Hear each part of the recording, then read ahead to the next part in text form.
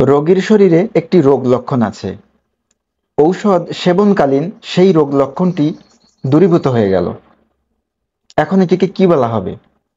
রোগটি আরোগ্য হলো নাকি? রোগীর শরীরে বিদ্যমান রোগ লক্ষণ অদৃশ্য হলেই কি সেটি আরোগ্যের পর্যায়ে পড়ে? অর্গানন কি বলছে? আমরা দেখে নেব অর্গাননের ২ নম্বর অনুচ্ছেদ। ২ নম্বর অনুচ্ছেদে বলা হচ্ছে, অচিরে নিরুপদ্রবে স্থায়ীভাবে স্বাস্থ্যের পুনঃপ্রবর্তন অথবা সর্বাপেক্ষা সরল, বিশ্বাসযোগ্য ও অনিষ্টবিহীন প্রথায় সম্পূর্ণভাবে এবং সুখবদ্ধ বিধানমতে রোগের দূরীকরণ বা ধ্বংসসাধন আরোগ্যের সর্বোচ্চ আদর্শ। আরোগ্যের সর্বোচ্চ আদর্শ নীতিটি এই অনুচ্ছেদে ব্যক্ত হয়েছে। আমরা দেখতে পাচ্ছি ৫টি বিশিষ্ট উপাদান এই আদর্শ আরোগ্য হতে ভূমিকা রাখছে। এই ৫টি বিশিষ্ট উপাদান বা বিশিষ্টতা সম্বন্ধে এখন একটি একটি করে আলোচনা করছি। প্রথম বিশিষ্টতা, অচিরে, অর্থাৎ অল্প সময়ের মধ্যে, যত দ্রুত সম্ভব। একটি রোগী যখন রোগে কষ্ট পায় তখন সেই রোগ লক্ষণটি যত দ্রুত সম্ভব আরোগ্য হলে রোগী তার হারানো স্বাস্থ্য ফিরে ফেলে তার কষ্টকর রোগ ভোগকালেরও শেষ হয়। অর্থাৎ অর্গানন বলছে যত দ্রুত সম্ভব রোগটি আরোগ্য হতে হবে আদর্শ আরোগ্য হলে। আমরা প্রায়ই অনেকের কাছ থেকে শুনে থাকি যে তাদের বিশ্বাস এই যে হোমিওপ্যাথিতে রোগ আরোগ্যে বিলম্ব হয়, অর্থাৎ দেরিতে রোগ সারে হোমিওপ্যাথিতে। আসলেই কি তাই? অর্গানন বলছে যত দ্রুত সম্ভব রোগীর রোগ আরোগ্য হতে হবে আদর্শ আরোগ্য হতে হলে। আমি আমার ব্যক্তিগত চিকিৎসা জীবনেও দেখেছি যে হোমিওপ্যাথিতে অনেক রোগ এত দ্রুত আরোগ্য হয় যা কল্পনাতীত। তবে কিছু কিছু রোগের ক্ষেত্রে বিশেষ বিশেষ ক্ষেত্রে অনেক সময়কাল এই আরোগ্যের সময়কালটি দীর্ঘায়িত হতে পারে, রোগের আরোগ্য হতে সময় লাগতে পারে।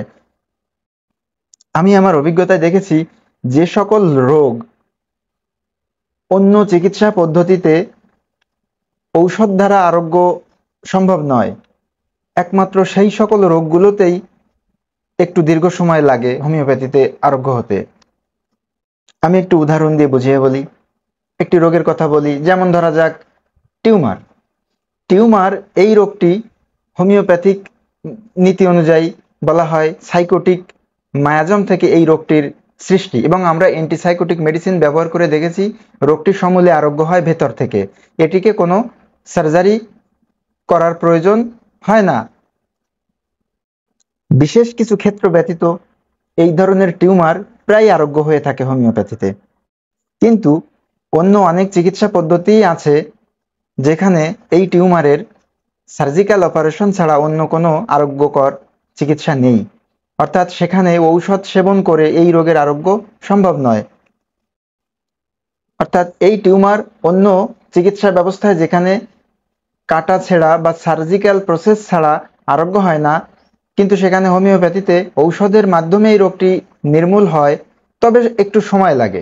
আমি কিছু ক্ষেত্রে দেখেছি ২ থেকে ৩ মাস পর্যন্ত একটি টিউমার আরোগ্য হতে সময় লেগেছে, এবং এই সময়কাল কিছু কিছু ক্ষেত্রে ৬ মাস, কিছু কিছু ক্ষেত্রে ১ বছর বা আরও অধিক সময়কাল পর্যন্ত লাগতে পারে, যেটি রোগীর জীবনী শক্তির স্তরের রোগ প্রতিরোধ ক্ষমতার উপর এবং জীবনী শক্তির সবলতার উপর নির্ভর করে এই সময়কালটা, এবং তার সাথে সাথে চিকিৎসকের ঔষধ নির্বাচনের নিপুণতাও এক্ষেত্রে জড়িয়ে থাকে। অর্থাৎ সঠিক ঔষধ নির্বাচিত হলে এবং তা সঠিক শক্তিতে রোগীতে প্রয়োগ করা হলে, যদি রোগীর ভেতরে কোনো বড় ধরনের ত্রুটি না থাকে তাহলে রোগটি অল্প সময়ের ভেতরেই আরোগ্য হয়ে যায় দেখেছি। রোগীর শরীরে যদি কোনো মায়াজমেটিক বাধা প্রবলভাবে কাজ করে এই আরোগ্যকে খুব জোরে বাধা না দেয়, তাহলে রোগটি খুব দ্রুত আরোগ্য হয়ে যায়। এরকম আরো অনেক রোগ আছে, যেমন স্কিন ডিজিজ বা চর্মপীড়া, একজিমা, দাঁত। এগুলো সাধারণত অন্য অনেক চিকিৎসাতে দেখা যায় যে রোগটি চাপা পড়ে, অর্থাৎ প্রকৃত আরোগ্য হয় না। এখানে একটি বিষয় লক্ষণীয় যে চর্মপীড়ার উপরে বাহ্য প্রলেপ বা কোনো ভেষজের প্রলেপ অথবা কোনো মলম লাগালে এই রোগটি প্রকৃত অর্থে আরোগ্য হয় না। শুধুমাত্র ওই স্থান পরিত্যাগ করে আমাদের শরীরের অভ্যন্তরে রোগটি প্রবেশ করে এবং শরীর অভ্যন্তরের আরো অন্য কোনো গুরুত্বপূর্ণ অঙ্গকে তখন সে আক্রমণ করে, আরো অধিকতর গুরুত্বপূর্ণ অঙ্গকে সে আক্রমণ করে। এমনিতে চর্মপীড়া চর্মে যদি জীবনভরও থাকে, এতে রোগীর কোনো মারাত্মক ক্ষতি হয় না। কিন্তু যখন চর্মপীড়াকে চাপা দেওয়া হয়, এই রোগটি ভিতরে গিয়ে অপেক্ষাকৃত আরো গুরুত্বপূর্ণ অঙ্গ, লিভার, হার্ট, ফুসফুস, এই সকল অঙ্গ আক্রমণ করে থাকে। অর্থাৎ এই স্কিন ডিজিজ বা চর্মপীড়া যে সকল চিকিৎসায় বাহ্য প্রয়োগ করা হয়, অর্থাৎ বাইরের কোনো প্রলেপ দ্বারা, সেটি মলম হতে পারে বা অন্য কোনো ভেষজের ব্যবহার হতে পারে, এই সকল চিকিৎসা দ্বারা যেখানে চর্মপীড়ার চিকিৎসা করা হয়, এটি প্রকৃত আরোগ্য নয়, এটি রোগটি চাপা পড়ে মাত্র। কিন্তু এই রোগটি হোমিওপ্যাথিতে একদম সুন্দরভাবে আরোগ্য হওয়ার সুযোগ আছে। সঠিক চিকিৎসা হলে একদম ভেতর থেকে রোগটি চিরতরের জন্য নির্মূল হয়ে যায়। কিন্তু এক্ষেত্রে কিছু সময় লাগে। আমি দেখেছি একটু জটিল প্রকৃতির চর্মপীড়া বা যে রোগগুলো অনেক বছর যাবৎ রোগী ভুগছে, এই জাতীয় চর্মপীড়া আরোগ্য হতে সাধারণত 1 বছরের কাছাকাছি সময়কাল লেগে যায়। এটা ব্যক্তি বিশেষে ভিন্ন হতে পারে, কারো ক্ষেত্রে আরো 2-4 মাস আগে হয়তো আরোগ্য হতে দেখেছি, আবার অনেকের ক্ষেত্রে আরো বেশি সময় লেগেছে, তবে এভারেজ একটা এইরকম সময় লেগে যায়। তবে রোগটির বয়স যদি অল্প দিন হয়, যেমন 6 মাস, 3 মাস বা 1 বছরের মতো হয়, সেক্ষেত্রেও হয়তো অল্প সময় আরোগ্য হয়ে যেতে পারে, 1-1 মাসের ভিতরেই আরোগ্য হতে পারে। কিন্তু যে ক্ষেত্রে রোগটি দীর্ঘদিন যাবৎ শরীরে আছে, 18-20 বছর পুরাতন রোগ, এই সকল ক্ষেত্রে রোগীকে ধৈর্য সহকারে দীর্ঘদিন ঔষধ সেবন করতে হবে এবং চিকিৎসককেও ধৈর্য ধারণ করে রোগীকে বিষয়টি বুঝিয়ে তাকে সহযোগিতা করতে হবে, মনোবল দিতে হবে। তাহলেই রোগটি আরোগ্য হবে এবং অতি অল্প সময়ে আরোগ্য হবে। অর্থাৎ এই হিসাবে আমরা বলতে পারি যে বেশিরভাগ রোগ অনেক অল্প সময়ের ভিতর হোমিওপ্যাথিতে আরোগ্য হয়ে যায়। 2-1টি বিশেষ ক্ষেত্র ব্যতীত প্রায় সকল ক্ষেত্রেই অতি দ্রুত অল্প সময়ের ভিতর হোমিওপ্যাথিতে রোগটি আরোগ্য হয় এবং সেটি আদর্শ আরোগ্যের মানদণ্ড হিসেবে বলা হচ্ছে অর্গাননে। এবারে আসি আমরা 2 নম্বর উপাদান বা বিশিষ্টতা বিষয়ে।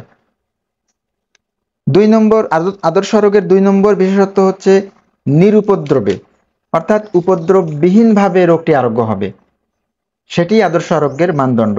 যন্ত্রণাবিহীন হবে আরোগ্যটি।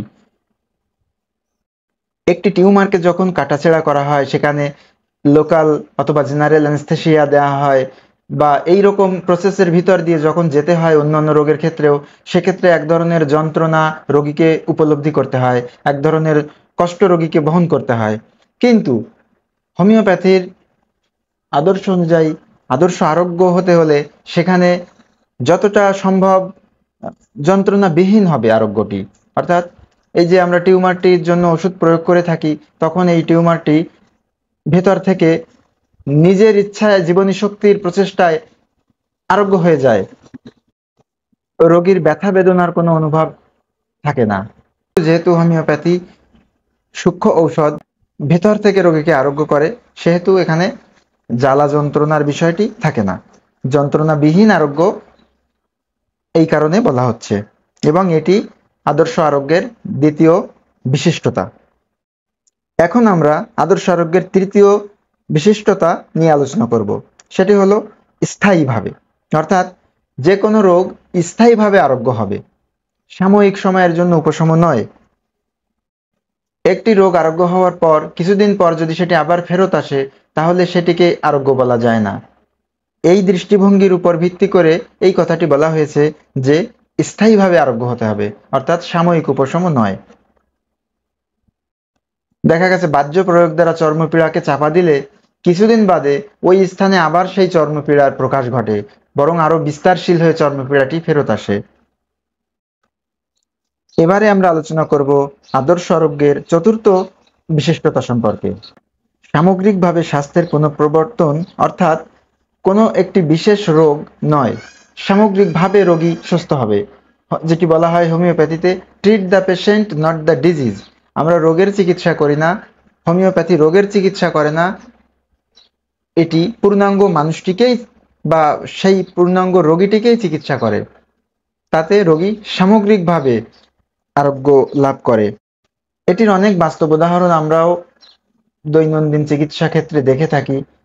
কিছুদিন আগের কথা বলতে পারি, আমার এক রোগী, তিনি তার স্কিন ডিজিজের জন্য আমার কাছ থেকে ঔষধ নিয়েছিলেন।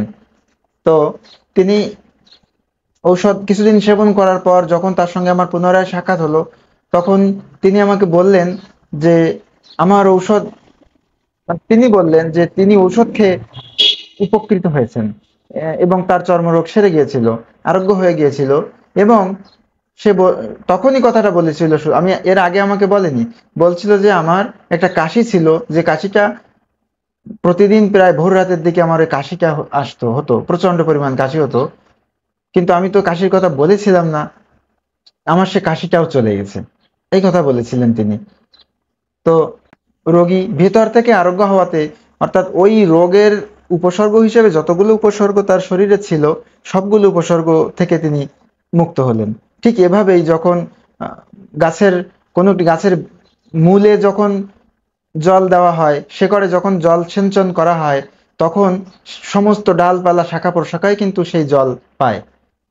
এই কারণে রোগের একদম মূলে শিকড়ে যদি ঔষধের আঘাত পড়ে, তখন পূর্ণাঙ্গ রোগটি অদৃশ্য হয়, রোগী পূর্ণাঙ্গ রোগটি থেকে সুস্থ হয় এবং ওই রোগ থেকে যতগুলো সাদৃশ্য রোগ লক্ষণ, কষ্টকর লক্ষণ রোগীর শরীরে প্রকাশিত হয়েছিল, সকল লক্ষণই তখন আপনি বিদূরিত হয়ে যায়।